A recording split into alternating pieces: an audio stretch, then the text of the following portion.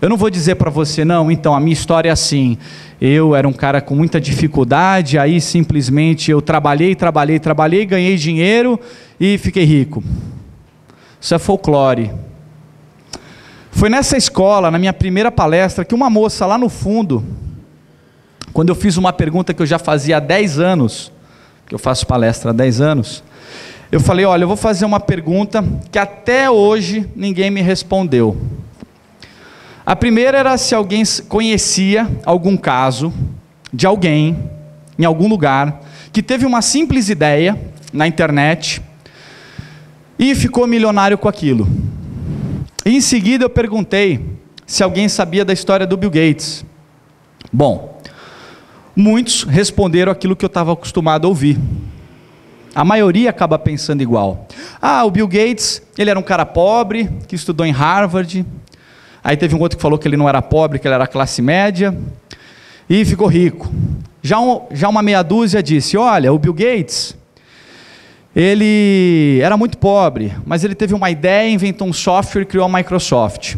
Em seguida, outros disseram, teve o cara que inventou o Facebook, que também ficou rico, e o outro que inventou o Google, mas uma mocinha lá atrás, bem calmamente, ela disse assim, bom, eu acho que ele não era pobre, porque ele estudava em Harvard, custa $10 mil a faculdade. Foi a primeira sacada. Em seguida ela falou assim, poxa, ele não devia ser pobre, porque pelo que eu li a fundo, o pai dele era um grande advogado. Que o Bill Gates é gênio, que ele é especial, que ele é espetacular, eu não tenho dúvida. Tá certo? Mas ele já tinha um berço. Bom, comigo eu também tive um certo privilégio. Eu nasci numa casa estruturada financeiramente, só que nessa casa existia uma norma. E a norma era, filho bom é que faz direito ou medicina. Eu falei, puxa vida, direito tem que ler aqueles livros chato, grosso, desse tamanho, não é para mim. Medicina, abrigente, meu Deus, eu vejo uma gota de sangue e caiu duro para trás. Não vai dar certo. E quando eu tinha os meus 7 anos, o meu pai instituiu que férias é coisa para vagabundo. Ele dizia, eu nunca tive férias. E filho meu, nas férias vai estudar. Então, nas férias de janeiro, nas férias de julho, ele nos mandava fazer intercâmbio. E foi no meu primeiro intercâmbio que eu descobri uma facilidade que eu tinha, que todos nós temos, qualquer pessoa tem, que é o chamado elemento-chave. O elemento-chave é aquilo que você tem facilidade em fazer, que você tem uma facilidade em fazer uma certa coisa de um modo melhor do que as outras pessoas. Isso se chama elemento-chave. Às vezes você descobre mais tarde, às vezes você descobre mais cedo, mas o que você não pode é deixar se enganar. É você viver o sonho de uma outra pessoa. É você querer ser alguma coisa que você não é. E ao chegar nos Estados Unidos, o ônibus da excursão que ia me levar para casa, eu estava com 7 anos, ele quebrou. E os integrantes da excursão foram passear, gastar um pouco de tempo enquanto o ônibus era arrumado, em uma loja chamada Toys R Us. Para quem não sabe, a Toys R Us é o pão de açúcar dos brinquedos.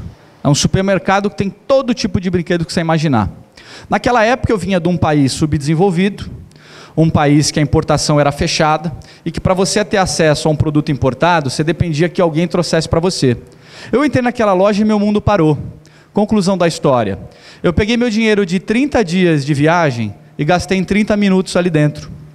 Fiquei sem um puto no bolso.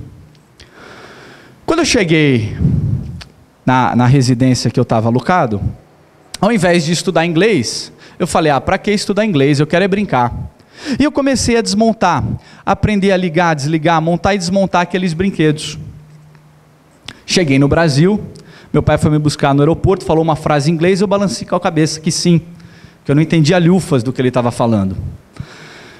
Cheguei na sala de aula, sem saber falar uma palavra em inglês, mas com conhecimento, junto a brinquedos, que aqui sequer existiam na imaginação daqueles colegas do 2º ano primário. Uma coisa que eu aprendi naquele momento é que é muito mais fácil você ganhar dinheiro com algo que ninguém conhece e que ninguém mais faz, do que fazendo aquilo que todo mundo já faz. Poxa, o mundo não tem 100 anos, tem 5 bilhões.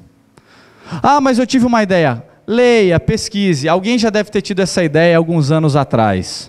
Bom, na sala de aula, com aqueles brinquedos, o sucesso foi tremendo. Eu tinha algo que ninguém sequer tinha visto. Só que quando entrava com o brinquedo em sala de aula, o professor não conseguia dar mais aula. Porque ninguém queria mais prestar atenção na aula. Todo mundo queria era brincar. E eu ficava preocupado porque os alunos, além de não prestar atenção, não sabiam manusear aqueles brinquedos. Falei, puxa vida, e agora? Como é que eu vou fazer? Como é que eu vou botar ordem na casa? Eu reparei que os alunos saíam para tomar lanche. Eu falei, já sei. Ao invés dele comprar coxinha no recreio, ele vai me dar o dinheiro da coxinha para usar o brinquedo. Quando o aluno queria, um coleguinha de sala queria brincar com um daqueles brinquedos, eu falava, olha, R$2, 2 cruzeiros, era uma outra moeda, né, na época. E durante o intervalo, ele podia manusear aquele brinquedo. Então, conseguiu organizar e rentabilizar aquele processo.